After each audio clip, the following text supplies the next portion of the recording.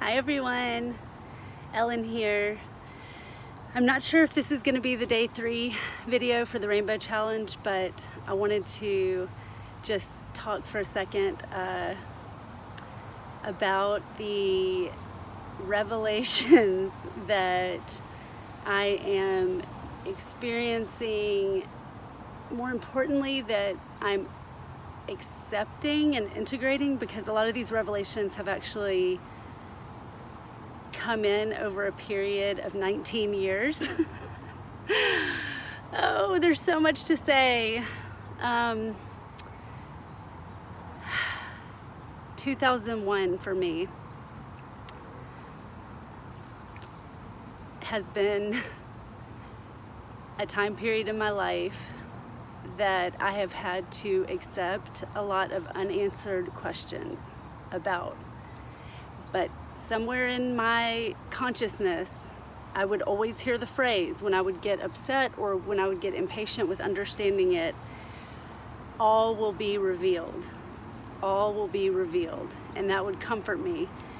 Now, for a long time, I thought that meant all will be revealed as in, like, when you return to spirit, like when you die, you will understand the meaning of all of those experiences, right? What I'm now understanding is that I don't have to wait until I quote unquote die, because like I believe now we can reach this level of death within life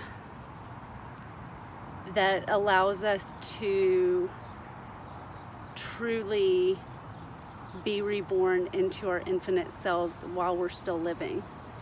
And the significance of this time period right now in my journey, 2001 was 19 years ago, and that is a cycle with eclipses. It's called the Metonic cycle, where a solar eclipse, maybe lunar too, but specifically for me, this is about the solar eclipse, will repeat in the same degree of the zodiac every 19 years. So the eclipse on the summer solstice in 2001 was at 0 degrees Cancer, and the solar eclipse this year on the summer solstice, sorry, there is so much information coming in. And let me just say real quick, today I just keep wanting to use the word bask. I just want to bask in the light of my inner sun. Okay. The eclipse on 6/21/2020 will be at 0 Cancer. It will be the Metonic return of the eclipse on 6/21/2001. Now let's look at 2001 from a collective standpoint. That eclipse would be what we would call in astrology the prenatal eclipse to 9/11, okay? So that particular eclipse is in a family of eclipses that repeat every 18 years, 11 days, and 8 hours. And that cycle is called the Saros cycle, or Saros. It's Saros. And they span over the course of 12 to 1500 years, okay?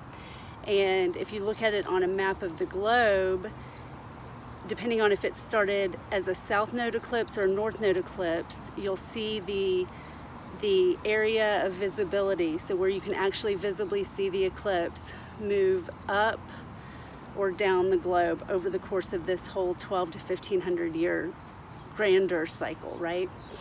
Okay, why is the 2001 eclipse significant? This has been a huge question for me on multiple levels.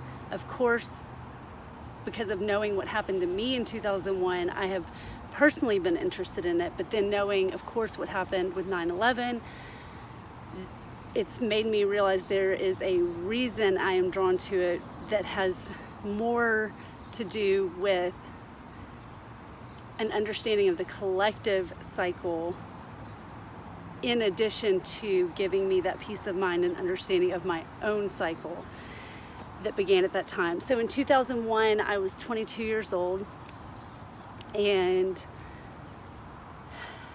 just prior to that eclipse, so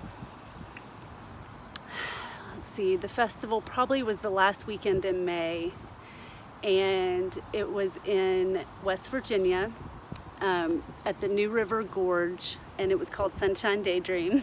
It's a music and camping festival, and I had an experience there.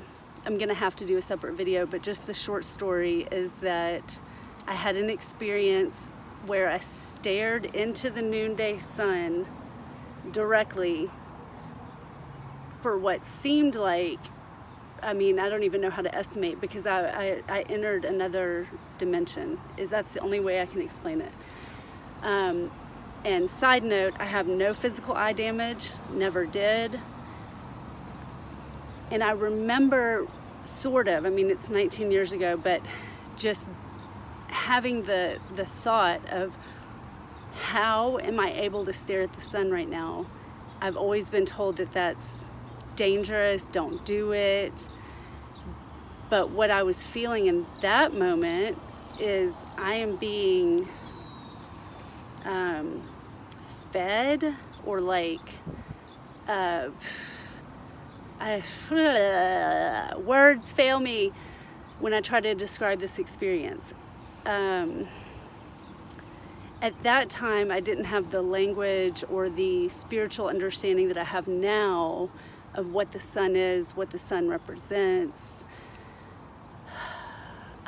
what light codes are, what DNA activation is, what higher self is. Like, we're talking, 2001. I mean, think back to 2001. Like, I mean, I had just only had an email address for a few years. Like, just the technology was not what it is now, right? Okay, this is clearly going to have to be a different kind of video, but what I want to say is that eclipse family, the number of it, for those of you that like numbers, it's Saros Series 127. That's a 10. It began on 10/10 AD 991. So that's also a 10. 9 plus 9 plus 1 is 19. There's 19 again. And 1 plus 9 is 10, okay? So it began on October 10th, 991. There was a crop circle that appeared in England in July of 2001. I hope I'm getting that date right. So it was right after the eclipse, but before 9/11. And what it showed, now this crop circle was not actually decoded until, I believe, 2006. Okay, so people that research crop circles, like, they will sometimes get an image from these crop circles, but it'll take a while to decode it, because sometimes that information hasn't even come into the human consciousness yet. That's what proves to me that this consciousness that creates these crop circles is coming from, often, I believe, either, our future selves, or if you want to call them like space, beings or whatever. But it's like, it's not a consciousness that is, humans do not create, like the true crop circles. I do not believe that. Okay, so what did this crop circle show? It showed a device, I'm probably going to butcher this name, an ancient device that was used for navigation. It was used to track eclipses with extreme precision, okay? And this is like an ancient device in ancient Greece. It was called the Antikythera device, and they were able to create this device and predict eclipses like down to the hour and day. So that whole 18 years, 11 hours, 8 days. 11 days, 8 hours. They were doing this thousands of years ago.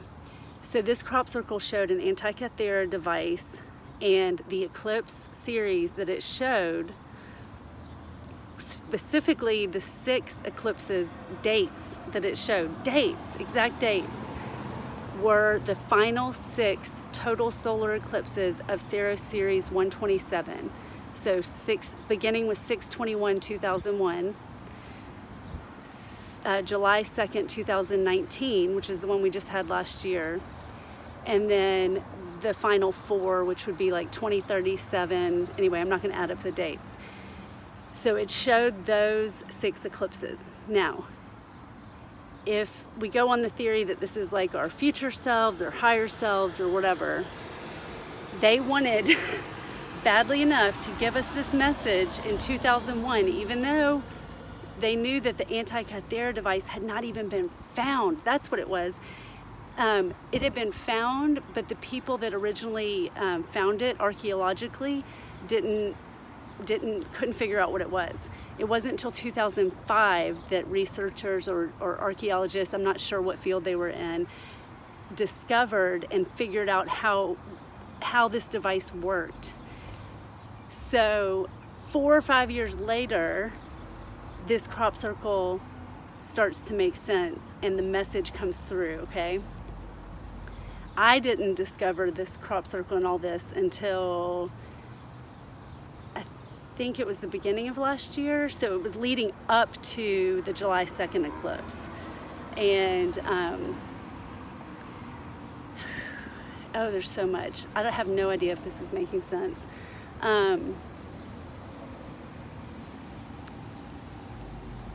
So oh gosh, okay. Eclipses bring in the energy of that eclipse family, right? I believe when I stared at the sun that I either had some sort of walk-in experience or like a soul braiding experience, meaning